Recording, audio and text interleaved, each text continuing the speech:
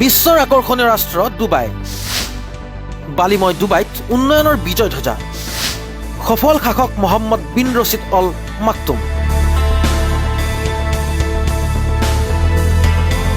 এগৰাকী শাসকৰ প্ৰজা আৰু নিজৰ ৰাজ্যখনৰ প্ৰতি থকা দায়িত্বই এক ইতিহাস গঢ়িব পাৰে, তাৰেই উদাহৰণ ডুবাই।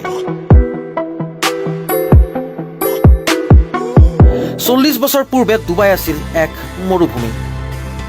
দূৰ দিগন্তলৈ মাথো বালি আৰু বালি। সেই মৰুময় ডুবাই আজি বিশ্বৰ উদ্যোগী, ব্যৱসায়ী, পৰ্যটকৰ আকৰ্ষণীয় থলী। অসম্ভৱকো সম্ভৱ কৰি তুলিছিল এগৰাকী শাসকে। তেওঁৰ আছিল নৈতিক সাহস, প্ৰজাৰ প্ৰতি অপৰিসীম মৰম আৰু আছিল দূৰদৃষ্টিসম্পন্ন এটা মন। 1966 চনত ডুবাইত খাৰুৱা তেলৰ ভাণ্ডাৰ উদ্ধাৰ হৈছিল আৰু ই আছিল পৰিৱৰ্তনৰ প্ৰথমটি খোজ। 2006 চনত শাসক হৈছিল মহম্মদ বিন ৰছিদ অল মাকটুম। মাকটুমৰ চিন্তাই সলনি কৰিছিল ডুবাইৰ চেহেৰা।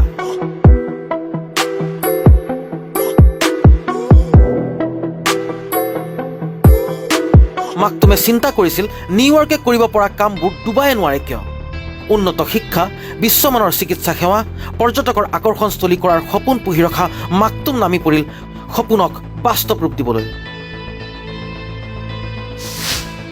7 তাৰকাযুক্ত হোটেল ব্ৰুজ অল আৰব নিৰ্মাণ। বিশ্বৰ সৰ্ববৃহৎ অট্টালিকা ব্ৰুজ খালিফা নিৰ্মাণ। সৰ্ববৃহৎ দ্বীপ পাম জুমাইৰা নিৰ্মাণ।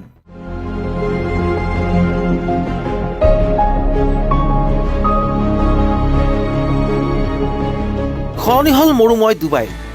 সাংবাদিকক শাসক মাকটুমৰ উত্তৰ কাইলৈ কিয়, আজিৰ পৰাই ডুবাইবাসীয়ে পাওক সকলো উন্নয়নৰ সোৱাদ। বিশ্বৰ অন্যতম ডুবাইলৈ এতিয়া ঢাপলি মেলে ব্যৱসায়ী, উদ্যোগী আৰু পৰ্যটকসকলে। বিশ্বৰ ৰাষ্ট্ৰসমূহৰ মুৰব্বীসকলে ডুবাইত বহি চুক্তি কৰে। ডুবাইৰ সুউচ্চ হোটেলত বহি উপভোগ কৰে প্ৰকৃতিৰ মনোৰম দৃশ্য। 5%ৰো কম খাৰুৱা তেলৰ GDP। উদ্যোগী, ব্যৱসায়ী, পৰ্যটকৰ পৰা আয়। মহম্মদ বিন ৰছিদ অল মাকটুমৰ জনতাৰ প্ৰতি আছে গভীৰ ভালপোৱা। কৰোনাৰ প্ৰতিষেধকৰ পৰীক্ষা কৰিছিল নিজৰ শৰীৰত। জনতাই হৃদয়ত ৰাখে শাসকগৰাকীক।